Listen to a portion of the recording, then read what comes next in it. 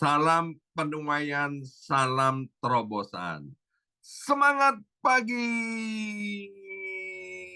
semuanya, semangat pagi. Apa kabarnya Bapak Ibu semuanya? Anak-anak Tuhan yang luar biasa. Ya, senang sekali di akhir pekan ini, tepatnya Maret tanggal 29 tahun 2025, boleh bersama-sama kembali kita dalam doa fajar ini ya. Dan hari ini saya beri judul renungan pada hari ini adalah jangan cuma daun tapi berbuah. Ya, jangan cuma daun tapi berbuah. Mari kita baca Alkitab kita dari Markus pasal 11 ayat 20 sampai 26. Markus pasal 11 ayat 20 sampai 26. Mari kita baca bersama-sama mulai ayat yang ke-20, 23. Pagi-pagi ketika Yesus dan murid-muridnya lewat, mereka melihat pohon ara tadi sudah kering sampai ke akar-akarnya. Maka teringatlah Petrus akan apa yang telah terjadi. Lalu ia berkata kepada Yesus, "Rabi, lihatlah pohon ara yang kau kutuk itu sudah kering." Yesus menjawab mereka, "Percayalah kepada Allah. Aku berkata kepadamu, sesungguhnya barang siapa berkata kepada gunung ini, beranjaklah dan tercampaklah ke dalam laut, asal tidak bimbang hatinya, tetapi percaya bahwa apa yang dikatakannya itu akan terjadi, maka hal itu akan terjadi baginya. Karena itu aku berkata kepadamu, apa saja yang kamu minta dan doakan, percayalah bahwa kamu telah menerimanya. Maka hal itu akan diberikan kepadamu. 25.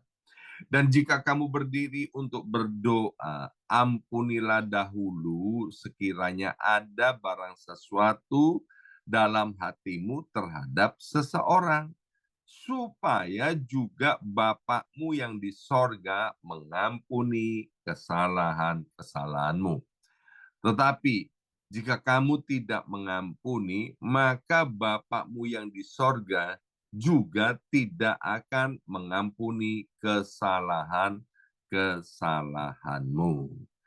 Bapak Ibu sekalian, pernah nggak kita melihat iklan makanan kemudian membuat kita ngiler, Bapak Ibu sekalian ya, dan kemudian kita ingin membelinya. Di Amerika Serikat, di New York ini banyak iklan burger, Bapak Ibu sekalian ya. Aduh, iklannya begitu menggiurkan. Sampai-sampai saya beberapa kali kepingin mencobanya ya, dengan berganti-ganti merek. Dan kemudian waktu memesan seperti yang ada di gambar, oh sangat mengecewakan Bapak Ibu sekalian. Ternyata tidak setebal seperti yang ada di iklannya. Bahkan Bapak Ibu sekalian, kalau kita juga lihat snack-snack di supermarket itu bungkusnya besar-besar ya. Tetapi ternyata isinya cuman angin ya. Bungkusnya mewah, bungkusnya bagus, tapi isinya mengecewakan. Nah, begitu juga dengan Tuhan Yesus saat dia melihat pohon ara, banyak daunnya. Tapi ternyata pohon ara itu nggak ada buahnya. Yesus sedang lapar dan berharap pohon itu punya sesuatu yang bisa dinikmati. Ternyata pohon itu cuman penampilannya doang. Banyak daunnya, nggak ada buahnya. Nah, melalui peristiwa ini Tuhan Yesus mau mengajarkan bahwa sesungguhnya Tuhan tidak mencari penampilan rohani yang heboh, tapi Tuhan mau kehidupan orang-orang Kristen, orang-orang percaya yang berbuah nyata. Nah, hal yang pertama kita pelajari dari jangan cuma daun tapi berbuah, yaitu jangan cuma tampil tapi harus berbuah. Dalam Markus pasal 11 ayat 20 sampai 21 tadi, Bapak Ibu sekalian, bahwa pohon ara itu berdaun tapi tidak berbuah. Lalu Yesus mengutuknya dan besoknya pohon itu kering sampai ke akar-akarnya. Pohon ara ini menggambarkan kehidupan rohani yang tampaknya heboh di luar tapi kosong secara manusia batinia. Penampilan rohani yang heboh artinya seseorang tampaknya aktif secara rohani, ya. Mungkin dia rajin ke gereja, ikut pelayanan, bahkan sering mengucapkan puji Tuhan, haleluya. Latahnya sudah bagus. Kalau dulu sebelum dalam Tuhan latahnya copot, copot. Tapi sekarang sudah dalam Tuhan kalau latah puji Tuhan. Haleluya. Udah keren latahnya ya. Tetapi di dalam kehidupan sehari-harinya tidak menunjukkan perubahan hati atau karakter Kristus yang sejati. Masih banyak menyimpan dosa, kebiasaan dosa, bahkan masih menyimpan yang namanya dendam, sakit hati, kemarahan, dan tidak punya kasih. Sering mengutip ayat, orang-orang seperti ini kebanyakan pandai hafal ayat. Kemarin hari Kamis, Pastor Ridwan Kuta Barat juga sempat menyinggung orang-orang Kristen yang model begini, ya. Tahu ayat, mengutip ayat, tapi tidak pernah mempraktekkan dalam kehidupan sehari-hari. Saya seringkali katakan kekristenan itu yang paling sulit adalah bagaimana mempraktekkan firman Tuhan menjadi gaya hidup kita sehari-hari.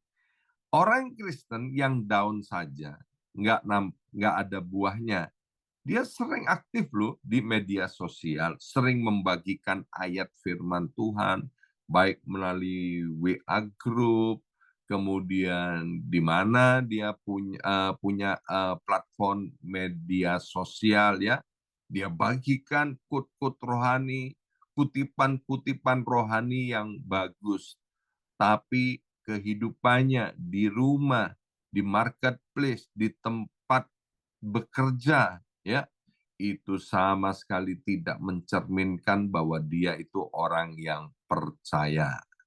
Orang yang banyak daunnya, tidak ada buahnya, itu tahu banyak tentang Tuhan, tapi tidak hidup di dalam Tuhan. Ya, orang yang hidup di dalam Tuhan dan Tuhan hidup di dalam dirinya, maka orang lain akan susah untuk membedakan mana yang Tuhan, mana yang bukan, karena sudah manunggal, ya. Nah, orang yang semarak daunnya nggak ada buahnya, dia mungkin bisa menjelaskan firman Tuhan, ya, seperti Pak Ridwan katakan, ya, pendeta-pendeta, kemudian orang-orang yang pandai itu bisa ngajar dengan bagus, tapi prakteknya dalam kehidupan sehari-hari nol, ya. Nah, Tuhan mau Bapak Ibu sekalian kita itu jangan sampai seperti itu. Yesus tidak mencari kehebohan, tidak mencari keindahan dari jauh. Tapi yang Tuhan cari adalah kedewasaan dari dekat. Ketika kita dekat dengan seseorang, baru kita tahu, oh ternyata dia bukan hanya berdaun, tapi juga berbuah. Tapi kalau ada orang Kristen kemudian kita mendekat, oh dia cuma daun aja, nggak ada buahnya karena perbuatannya tidak memuliakan nama Tuhan. Maka itu jangan sampai itu terjadi dalam hidup kita. Nah, Tuhan ingin setiap kita dalam kehidupan ini menghasilkan buah seperti yang ditulis dalam kitab Galatia pasal 5, yaitu kasih, sukacita, damai sejahtera, kesabaran, kemurahan, kebaikan, kesetiaan, kelemah lembutan, dan penguasaan diri. Penampilan rohani yang heboh memang bisa menipu banyak orang, ya, tapi tidak bisa menipu Tuhan. Ada berapa banyak orang-orang yang tertipu, ya, baik keuangan dalam kehidupan sehari-hari oleh orang-orang yang menyebut dirinya Kristen. Tuhan mencari hidup yang berbuah, bukan sekedar penampilan rohani yang heboh, ya. Pohon itu dikenal dari buahnya, bukan dari daunnya. Keberhasilan sejati sesungguhnya di dalam Tuhan adalah ketika kita sebagai anak-anaknya menjadi serupa dengan Kristus Yesus Tuhan. PR buat Bapak Ibu sekalian, baca ulang-ulang, renungkan Roma pasal 8, ayat 28 dan 29. Jangan hanya berhenti di ayat 28, tapi Roma 8 ayat 28 dan 29. Ini PR Bapak Ibu sekalian untuk membaca dan merenungkannya berulang-ulang. Yang kedua, jangan cuma daun, tapi berbuahlah. Dari Markus pasal 11 ayat 22 sampai 24, kita belajar bahwa iman sejati itu membawa kuasa. Yesus berkata, percayalah kepada Allah. Siapa yang berkata kepada gunung ini beranjaklah dan tidak bimbang, maka hal itu akan terjadi. Tuhan Yesus sedang mengajar kepada murid-muridnya bahwa iman sejati itu bukan sekedar percaya di mulut, tapi percaya di hati yang kemudian menghasilkan tindakan. Ketika Tuhan Yesus berkata, percayalah kepada Allah, lalu berbicara tentang gunung yang beranjak, itu bukan hanya tentang mujizat yang spektakuler, tapi tentang kuasa iman yang mengubah situasi, baik di luar maupun di dalam hati kita. Gunung di sini melambangkan tantangan besar, masalah, kekecewaan, trauma masa lalu, dosa yang belum dibereskan, atau kondisi-kondisi yang nampaknya mustahil.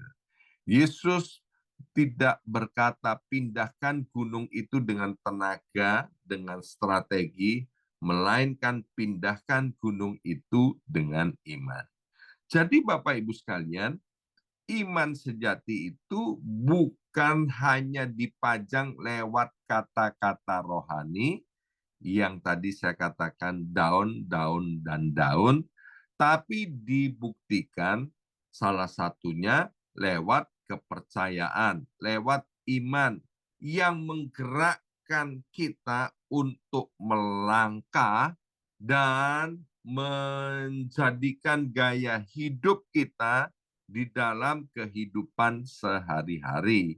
Tentu dimulai dari dalam keluarga, kemudian di tempat kerja, di tempat sosial di mana Tuhan tempatkan kita. Bapak Ibu yang dikasihi oleh Tuhan, berdoa bukan hanya sebagai rutinitas, tetapi sebagai langkah percaya. Jadi, jangan hanya berkata, aku berdoa, tapi betul-betul percaya bahwa Tuhan pasti mengabulkan doa-doa kita. Alkitab berkata Tuhan akan membuat segala sesuatu indah pada waktunya. Bagi kita yang ada di Amerika Serikat, khususnya yang sedang menunggu status imigrasinya, mungkin itu pemutihan, mungkin itu sponsor dari kerabat, dari keluarga, dari teman, atau kita sedang menunggu lotre green card, atau kita mungkin sedang menunggu sidang kuasa politiknya agar segera disidang dan dikabulkan oleh pemerintah Amerika Serikat. Banyak orang kemudian menjadi stres, cemas, dan putus asa. Karena apa? Karena prosesnya kok lama banget ya. Belum ada kepastian. Tapi bagi anak-anak Tuhan yang berdoa dengan iman, tidak sekedar hanya mengucapkan doa, ya, melainkan betul-betul menaruhkan harapannya kepada Tuhan dan percaya bahwa hanya Tuhanlah satu-satunya penguasa tunggal yang memegang keputusan akhir, ya. Bukan imigrasi yang ada di Amerika Serikat.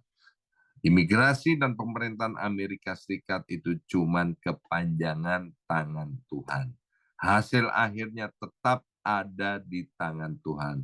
Dan keputusan Tuhan itu pasti baik dan terbaik bagi kita sampai kepada hari-hari yang akan datang.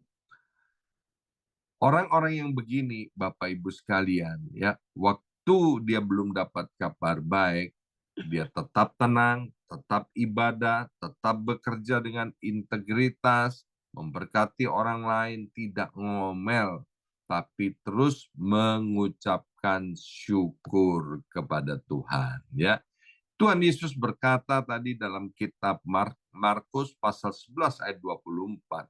Karena itu aku berkata kepadamu, apa saja yang kamu minta dan doakan, percayalah bahwa kamu telah menerimanya, maka hal itu akan diberikan kepadamu. Jadi sekali lagi, jangan cuma berkata saya sudah berdoa, tapi hidupilah doa itu dengan sikap percaya dan berserah, karena doa bukan hanya soal permintaan, tapi doa adalah deklarasi iman. Ya. Dan yang terakhir, Bapak Ibu sekalian, dalam Markus pasal 11 ayat 25 dan 26 tadi mengajarkan kepada kita bahwa doa itu harus dengan hati yang bersih. Bersama saya ucapkan hati yang bersih. 2, 3, hati yang bersih. Jadi jika kamu berdiri berdoa, kata Tuhan Yesus, ampunilah dahulu, supaya Bapakmu yang di sorga mengampuni kamu juga. Yesus mengajarkan bahwa hati yang bersih adalah kunci doa yang didengar dan dijawab oleh Tuhan. Kita bisa saja berdoa panjang, memakai kata-kata yang indah, terlihat sangat rohani, ya. Tapi kalau masih menyimpan kepahitan, dendam, sakit hati, maka maaf Bapak Ibu sekalian, doa-doa kita itu akan tersumbat. Seperti pohon, tidak ada buahnya, cuman daun saja, cuman doa-doa saja. Tuhan Yesus tidak pernah memisahkan antara iman dan pengampunan. Keduanya harus berjalan bersama. Tidak bisa berharap gunung berpindah kalau hati ini masih berat karena kepahitan hati. Kalau hati ini masih penuh dengan ganjalan-ganjalan karena masih ada dendam, luka-luka yang belum dibereskan, ya. Pengampunan itu adalah buah nyata dari kehidupan orang percaya, buah nyata dari kasih. Dan kasih adalah inti daripada hidup orang percaya. Maka itu Bapak Ibu sekalian, setiap pagi saya membawa Bapak Ibu untuk mengucapkan doa Bapa kami yang ada di sorga. Salah satunya, ampunilah dosa kami, seperti kami pun mengampuni orang yang bersalah kepada kami. Maka itu Bapak Ibu sekalian, lepaskan pengampunan, meskipun orang-orang yang melukai kita tidak minta maaf atau belum minta maaf kepada kita. Pengampunan itu bukan soal siapa yang salah, siapa yang benar, siapa yang minta maaf duluan, siapa yang mengaku duluan. Tapi tentang membebaskan diri sendiri dari jerat kepahitan. Hari ini, jika ada seseorang menyakiti kita, Bapak Ibu sekalian, melalui pesan Tuhan ini, ampuni, ampuni, ampuni meskipun orang itu tidak menyadari atau dengan sengaja melukai kita. Ampuni, ampuni. Berkati, bahkan melalui doa-doa kita. Seperti Alkitab katakan, berkatilah orang yang mengutuk kamu, doakan orang yang mencaci kamu. Jangan pernah tunda untuk mengampuni. Sebab menunda itu sama saja dengan menyimpan racun di dalam hati kita. Dan hati yang pahit bisa merusak sukacita dan menjauhkan diri dari hadirat Tuhan. Iman sejati tidak hanya terlihat dari berapa sering kita berdoa, tetapi seberapa bersih hati kita saat berdoa. Ingat Bapak Ibu sekalian, waktu kita mengampuni, itu kita sedang membebaskan tawanan. Dan tawanan itu adalah diri kita sendiri. Orang yang kuat pasti dia memaafkan. Orang yang lemah dia menyimpan dendam, menyimpan kepahitan hati. Hari ini kita sudah belajar jangan cuma daun, tapi berbuah. Yang pertama, Tuhan mencari buah, bukan sekedar daun. Jangan hanya terlihat rohani, tapi harus nyata dalam karakter Kristus setiap hari. Yang kedua, iman yang menghidupkan itu menggerakkan gunung. Sekali lagi, iman yang hidup itu menggerakkan gunung. Jangan hanya berkata percaya, tapi hiduplah dalam kepercayaan yang sesungguhnya. Yang ketiga, hati yang bersih adalah jaminan doa yang penuh dengan kuasa. Jangan simpan dendam, jangan simpan kepahitan hati, agar berkat itu tidak tersumbat. Hari ini Tuhan rindu, kita bukan jadi pohon yang berdaun rimbun, Bapak Ibu sekalian, tapi pohon yang berbuah. Karena hanya pohon yang berbuah yang akan terus dipelihara oleh Tuhan. Amin. Mari kita berdoa, materaikan kebenaran firman Tuhan ini. Kami tahu Bapa, Engkau sayang dan mencintai kami. Allah Roh Kudus, tolong kami untuk kami hidup di dalam Engkau, mempraktekkan firman Tuhan ini menjadi gaya hidup kami dalam kehidupan sehari-hari. Dalam nama Yesus kami sudah berdoa. Haleluya. Amin. Amin. Amin.